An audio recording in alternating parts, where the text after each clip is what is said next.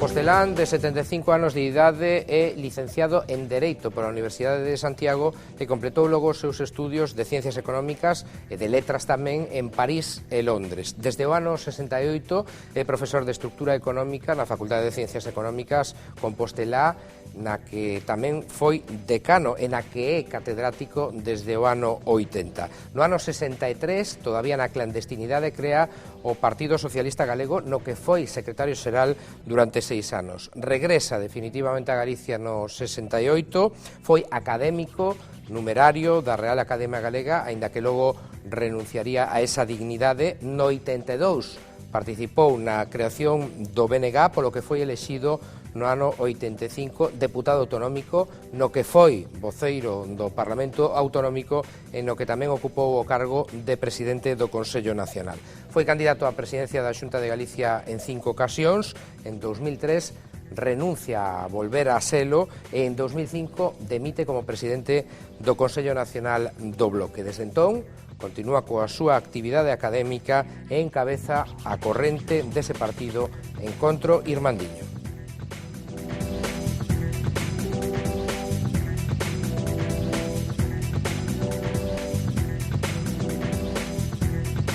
Don Xosé Manuel Beiras, boas noites e benvido.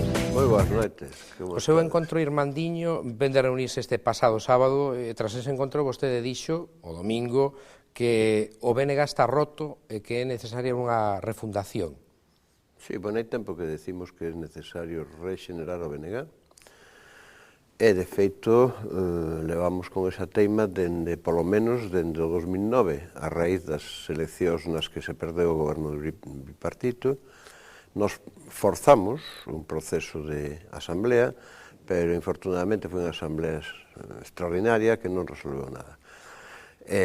Por outra banda, nós, no noso propio proceso interno, o que fixemos foi dialogar moito coa ciudadanía, facer moitas xuntanzas e moitos encontros con xentes que non son militantes nin no encontro, nin no propio BNG, e levamos unhas propostas ao Consello Nacional do BNG. E agora o que fixemos foi un encontro aberto, non foi simplemente un acto do encontro. Eu coido que máis do 50% das persoas que estaban ali na aula magna de xornalismo, que estaba moi chea pola tarde, máis da mitade non eran do encontro, dende logo, e boa parte tampouco do propio BNG. En calquera caso, fala vostede dun cambio a fondo no BNG necesario, segundo a súa opinión, e un cambio tamén de persoas. Bueno, eu normalmente contesto o que se me pregunta, non fago como outros, usted pregunte o que queira e eu contesto o que me dé la gana, non? E iso é a raíz dunhas preguntas que se me fixeron nunha radio, non?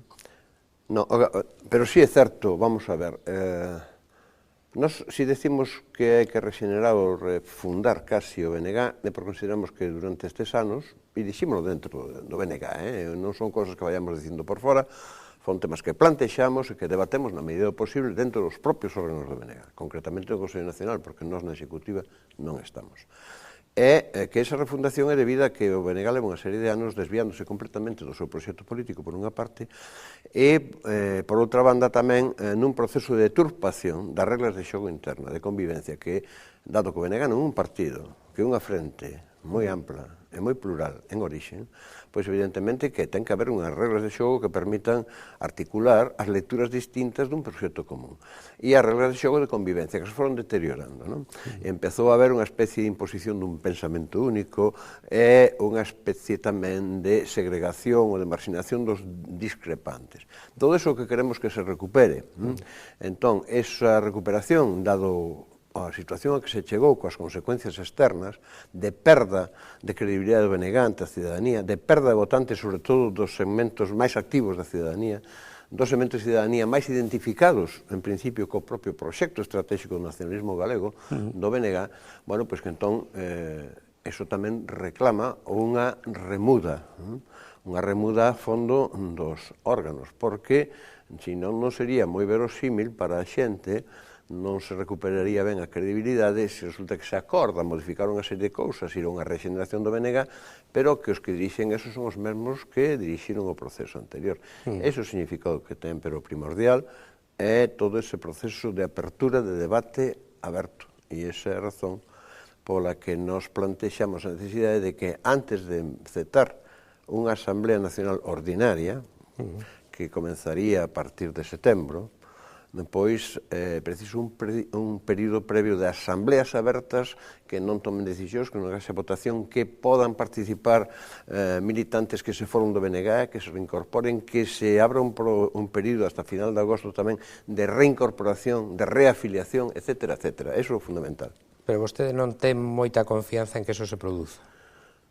Bueno, o que hai é, como resultado das nosas conversas, do noso diálogo con xente, tanto militantes do BNG como non, ou os que se foron, ou sectores activos que están fora, hai unha preponderancia de posicións de escépticas e incluso de incredulidade de que sexa regenerable o BNG actual.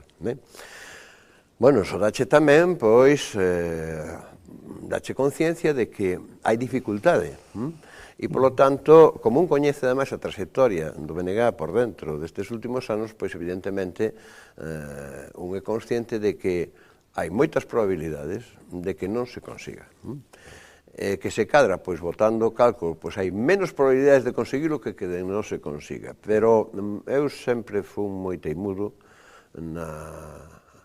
algo está moi claro. Ou se logra, ou se non este BNG non será útil, non será un instrumento para o proxecto para o que se creou hai anos, non? Esta é a cuestión. E, polo tanto, e ademais, as batallas, incluso así cruentas como estas, as cívicas, nestes procesos, non se sabe se gañan ou se perden, se non se dan.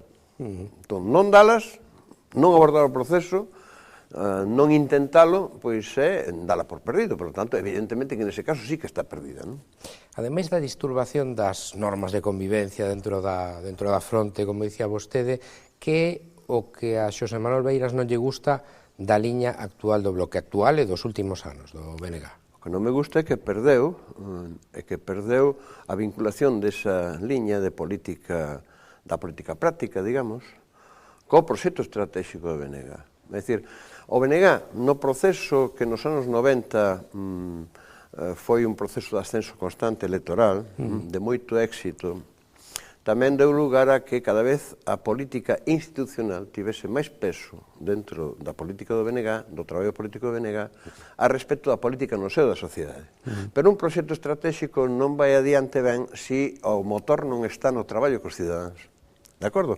Bueno, a partir de un determinado momento eso cada vez basculou máis, e bascular máis e fixéronse máis concesións, e eso deu lugar a que a liña do BNG fose por unha banda moito máis autonomista que soberanista, e por outra banda tamén moito máis perdeu os eixos direccionais dunha política de esquerda, que non ten por que ser unha esquerda radical, pero que ten que ser unha política de esquerda no sentido de unha política que vai a transformación. E durante o bipartito, que no bipartito fixéronse moitas cousas, supuxo un cambio respecto da era de Fraga evidente, e un cambio, unha situación que agora cos novos ocupantes da Xunta vese evidentemente que están facendo todo o contrario, parece que é unha brigada de demolicións e de destrucción do que se creou.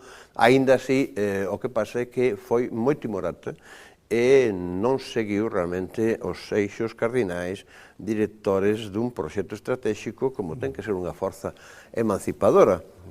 Cando di vostede que se non se acometen esas reformas no BNG, que son reformas a postre, podería terse que construir unha nova alternativa? É que xa se están construindo alternativas fora. Pero eso quere decir que unha desas alternativas a encabezaría vostede ou non? Non, é que eu non pretendo encabezar nada, ni non só como encontro.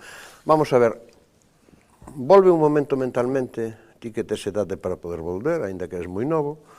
Ti recordas o 82, cando se abre o proceso de xestación do que foi o BNG, que un diseño novo, unha organización de novo tipo, na Asamblea chamada de Riazor. No frontón de Riazor. Frontón de Riazor, setembro de 1982, cal era a situación do nacionalismo? Cal era a situación da esquerda propia do país? Era unha especie de arquipélago gulag. Bueno, e ese proceso xurdiu da sociedade. Nai participaron cantidade de xente que había estado na NPG que se marchara, que estuveran en organizacións sindicais que marchara, xente que non estaba militando. É a sociedade que xenera os proxectos. Os políticos temos, e inclúome en que eu non son político, pero xa que estou actuando aí, temos que perder a idea de que nós somos unha especie de deuses máquina, que somos os demiurgos que fabrican os proxectos. Os proxectos saen da sociedade e o que pasa é que hai que darlle orientación política. Hai que proxectar, lanzar aquilo que xurde na sociedade na instancia política, de acordo? Bueno, e aí hai que participar, pero non hai que pretender prefabricalo, predeterminalo. O que está pasando agora, o movimento do 15 de maio, non? A manifestación de onte. O que veis aí é algo que a mí me recorda que acontecía durante a transición, con o mesmo tipo de xente. A manifestación de onte, eu observaba con amigos, compañeros, dos poucos vellos roqueros que estábamos ali, bueno, observaba que a composición era case inversa das manifestacións dos últimos anos do BNG, etc., etc., non? Bueno, eso xurde na sociedade. Entón, a sociedade, se o BNG non vale, unha de dúas, ou este povo está morto, ou construíra unha organización alternativa. E entón, eso que nós pretendemos que entendan as xentes do BNG e, sobre todo, os órganos actuais, o aparato do BNG ou a súa dirección a todos os niveis. Hai bastante tempo que veñen vostedes digo, ao Encontro Irmandiño neste caso, e algún grupo máis, e algunha individualidade máis, bastantes, pedindo un cambio no sistema asambleario no bloque. Non, é que hai retorno, eso sí que xa conseguimos esta asamblea, porque hai que convocar unha asamblea ordinaria, non? Que xa hai tempo que se debía ter celebrado e foise postergando. Xa conseguimos que volva a ser a asamblea de militantes, é dicir, non de delegados. Por lo tanto, nesta Asamblea Nacional xa está conseguido que nas sesións plenarias ao final da Asamblea participarán con voz e voto todos os militantes, todos que teñan nese momento, bueno, no período, ao comezo do proceso, que teñan a condición de militantes, xa non vai haber delegados. Por lo tanto, volvemos á Asamblea Nacional propiamente dita. Eso pero está o importante logrado. é que despois o Consello Nacional faga caso do que din eses militantes. Pero eso xa depende como cando os cidadáns votan representantes no Parlamento de Galiza, e logo controlan ou non controlan, poden ou non controlar o que fan os representantes no Parlamento de Galicia nas Cortes, non? Segundo vostede, todo comezou, estou me a referir á liña descendente do BNG, en realidade, facía vostede referencia ao bipartito, pero creo que en 2003. Eu creo que precisamente cando vostede presenta a renuncia a volverse presentar como candidato á presidencia da Xunta. Sí, porque é un proceso xa de crisis dentro. É un proceso en que a mí se me cuestiona, etc., etc., pero non creo que mereza a pena entrar na miña peripecia personal. Eu creo que é o período 1999-2003. Cando no 99 chegamos a gobernar ou cogobernar en 5 das 7 grandes cidades, con alcaldía en 3 delas, é cando empeza o proceso interno que empeza a modificar as cousas. E logo hai as eleccións de 2001 ao Parlamento de Galiza que en lugar de dar outro salto para arriba xa pasáramos ou ver os sorpasos sobre o PSOE, pero resulta que o PSOE nos alcanza en escanos, nos quedamos de primeira forza en votos, pero estamos equivalados. Aí empeza o frenazo e o descenso. Que interrompa, pero ese pacto cos socialistas para cogobernar algunhas das principais cidades de Galicia fixose cando estaba vostede. É que eu non estou en contra dos acordos de goberno. Vamos a ver, estamos nunha Constitución que establece un réximen parlamentarista, pluralista, non bipartidista, con sistema electoral proporcional, non mayoritario, e onde está moi claro, a dereita está toda xunta nun só vagón. Entón, entre esa dereita e o resto, hai unha divisoria. Bueno, a pluralidade da esquerda, incluindo na esquerda a socialdemocracia, incluso por moi dereita que sexa a política Zapatero, non me vas comparar a Zapatero con Mariano Rajoy. Bueno, para Zapatero é unha persona republicana, unha persona que está... Zapatero é unha persona que, por exemplo, ten unha actitude respecto do que foi a Guerra Civil e todo eso, de positiva, de que hai que reparar a memoria histórica, e estes outros señores, en cambio, dicen que nada é nada, verdad? O Rajoy nunca quixo, e o PP a nivel de Estado nunca quixo facilitar que houvese o recoñecemento do xenocidio e do franquismo. Hai unha divisoria. Entón, o lóxico é que sobre os puntos que hai común se podan establecer acordos porque esos constituyen a maioría do que non é a dereita. Outra cousa é que o BNG, se participa cogobernando con outras forzas nos concellos, ten que ter identidade propia non en canto a figurar como teniente de alcalde ou alcalde regueifa dese tiro, sino a ter unha liña de acción de goberno co seu programa que sexa visible e que sexa acordada previamente nos acordos de goberno de repartirse cargos. Que é o que significa cando vostede di que non acordos co PSDG a calquera prezo. Exactamente. Nin de calquer maneira. Creo que o Bloque en Nin todo de caso... repartos de poder. O no bipartito volveu-se incurrir nun erro que xa se cometeron no tripartito antes, que primordialmente se fixo o reparto de consellerías. E logo, díxose de alguna maneira, bueno, vos nas vosas facedes o que vos pareza e nós nas nosas facemos o que nos pareza, de acordo? Non pode ser. Realmente había dous gobernos. Non había dous gobernos, non había un goberno propiamente dito.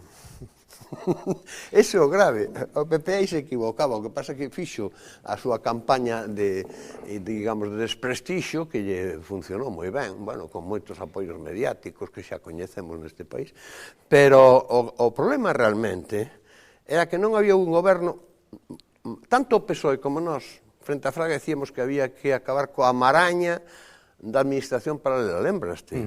Entraron ali, en vez de entrar con un machete como unha jungla, entraron a ver como se metían no medio da maraña e non desfixeron nada. Medios de comunicación, había que cambiar as reglas de xogo, os medios de comunicación son uns grandes medios como Voz de Galicia, etcétera, todo isto, o Reino de Santiago Rei e todas estas historias. Bueno, e que fixeron? Acabaron caendo nos mesmos acordos, a ver se non lles facían, a ver se os seducían. Seducíronos hasta que houve a foto, verdad? No yate, que parece ser que os demais non podemos subir a un yate, que ademais nunca é noso, senón dos outros. Daste de conta do esperpento. Creo que o Bloque en todo caso podería volver a cadar ese nivel do ano 97 que conseguiu con vostede. 18 escanos foi a segunda forza por diante, lixeiramente, pero por diante do PSDG. Non, pero lixeiramente. Nós 19 menos un, que nos sacaron un cos votos de migración, eses votos dos mortos. E o PSDG 13, porque tivo 15 cos dous de Izquierda Unida. Non, vamos a ver, unha organización nacionalista neste país que entenda ben cal é este país, que conecte ben coa sensibilidade das xentes, que logre articular unha maioría social naturalmente que ten que chegar a ser mayoritaria. Sexa unha forza política de tipo frente, ou sexa, senón, varias forzas políticas que expresan ideoloxías diferentes alrededor dun eixo, que é o eixo de que este país ten dereito a exercer os seus dereitos políticos e non a estar sempre metido nunha especie de gaiola para simios chamada autonomía, onde o partido español mayoritario lle dá bananas a través das reixas. Non sei se perfectamente lle comprendo. Hai que poder pensar que, claro, vostede a grande asignatura pendente que tivo foi non ser, supoño, presidente da Xunta, que era o que o perseguía, non? A miña asignatura pendente foi non ser capaz de manter a miña autoridade interna, porque poder casi nunca tiven. Eu fui sempre un primum inter pares, un portavoz dun órgano colexiado, nunca un secretario xeral de partido, ni unha pretendín. A miña asignatura pendente foi non conseguir que dentro do BNG o clima que existía, o respeto recíproco, o diálogo, a dialéctica, mesmo de confrontación e debate, pero sempre para ver como se chegaba a un punto converxente, que foi a clave do éxito internamente do BNG nos 80s e nos 90s, que eso continuase. Eso é o único que eu considero a miña asignatura pendiente. Eu nunca pretendín ser presidente da Xunta de Galicia. No diálogo con Fraga, que o fixen por mandato da dirección do Bloque, non pola miña conta, aínda que logo me dixesen o que me dixeron, porque ao fin e ao cabo era o líder, eu era o líder da oposición, e acordárase a establecer un diálogo institucional sobre o funcionamento de cousas. O diálogo era sobre as competencias, a non invasión de competencias de Galicia, as relacións con Portugal, as relacións con a Unión Europea, eso. Nesa fase, algunhas veces, o presidente Fraga decíame, cando usted sexa presidente, eu dicía, non, desengáñese. É absolutamente inverosímil que eu chegue a presidente. Eso nunca foi o meu norte. Eu non estuve na política para chegar a nada. Estuve na política para librar un combate. E sigo librando, pero na infantería en vez de no Estado Maior. Ese é o meu cambio de situación destes anos. Por certo, vostede considerou despois unha trampa aquel encargo de establecer un diálogo para asuntos de Estado de Galicia con Manuel Fraga? Non. Do seu partido, digo. Non, o que pasa é que un sector do PSOE, concretamente a dirección da Unión do Pobo Galego, que se dedicou a desacreditarme internamente pola maneira en que eu levaba ese diálogo. Eles querían que aparecese na foto para cubrir as apariencias nada máis ao principio e despois acabouse. E eu estaba levando adiante un proceso que estaba ben calculado. Era levar o presidente Fraga a unha situación na que ante a cidadanía nos pudésemos decir ou ben aceptou determinadas teses necesarias para cambiar a relación, o exercicio do poder autónomo dentro de Galicia e autogoberno, ou ben decir aos cidadãos, miren, hasta aquí chegamos, nos dialogamos, este señor non é capaz porque está maniatado por o señor Aznar, etc. Pero vostede encontrou un Fraga bastante flexible, ou bastante máis flexible probablemente do que pensaba, non? Inicialmente. Fraga non é tonto. E a Fraga nesa fase interesaba que sabía perfectamente que era o último período dos seus mandatos. Pasar a historia na fase final como alguén que se tomou en serio o traballar políticamente por exercer o cargo de presidente e, polo tanto, por a autonomía do país. E, polo tanto, era receptivo. Outra cousa é o que podía facer. E outra cousa que fixo Deus, deronse pasos, pero outro non couse todos. Lembraste perfectamente da catástrofe do Prestige? Se non houvese a catástrofe do Prestige, ao mellor o proceso iba por outro lado. Pero, de todas maneiras, un partido de obediencia estricta a unha dereita como a do señor Aznar no Estado español era imposible que ni siquiera co peso de Fraga puidese saírse das canles. Eso é sabido, pero polo menos quedaría patente quen estaba polo labor e quen non era capaz de facelo. E aí teríamos un campo aberto moi importante. Falábamos de vostede, de que nunca, segundo di, tivo intención ou como fin determinado ser presidente da Xunta de Galicia. Non, eu son un catedrático de universidade. A ese catedrático de universidade de estrutura económica fastidiaríalle pasar a historia de Galicia como aquel que sacou o zapato e pegou no escano como fixera Nikita Khrushchev?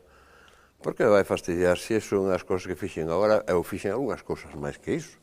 Supoño que no Parlamento eu dialoguei moito, eu argumentei moito, exercín moito humor, eu enfadeime moito, cabreime moito, montei cirios, eu saquei zapatos, eu perseguín a Conde Roa polo Parlamento despois de que fixe unha mamarranada ali no salón de plenos, cando rematara a sesión, escapando e eu detrás, e agarraronme dous, Carlos Mello e outro, dicindo non fagas barbaridades beiras, non pensaba darlle hostias, pero bueno, non pensaba darlle unha labazada, pero... Vostede nunca foi unha persoa violenta? Non.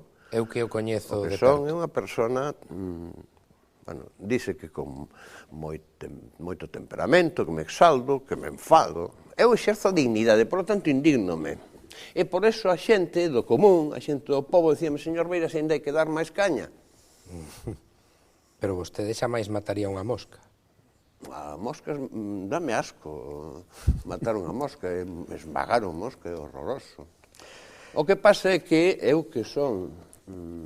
Ao contrario, nunca andiven a lavazadas con ninguén, nunca me pelexei a puñetazos con ninguén na miña vida. Só unha vez un irmão mío, meu pequeno, cando eu tiña 14 anos, que houve alguén que lle fixo e interviñen, pero nada máis. Non, pero en cambio, eu entendo a violencia. Eu comprendo que haxa, cando hai situacións sin saída, que o que sai é a violencia. E iso entendo ben, porque leín, bueno, pois, por exemplo, pois leín... eu que sei, os xustos de Camus. Pero sempre condenable. Ou as mans porcas de Sartre, etc. Sempre condenable, non? Non sempre é condenable, si non se condena aquela que provocou esa outra violencia. Cuidado. Non se pode condenar a violencia contra o sistema se o sistema está enxendrando e aplicando violencia e non se condena esa violencia. Eu nunca aceptei condenar as violencias contra un sistema sin condenar a violencia do sistema si realmente era violento. Sabe que eso que está dicindo pode ser mal entendido, non? Sí, pero como xa me entendeu mal moitas veces e ao final a xente, en cambio, sí que me entendía ben, cando me acusaban de terrorista, no Parlamento o Bloque pasaba de 1 a 5, a 13 e a 18. A xente do común.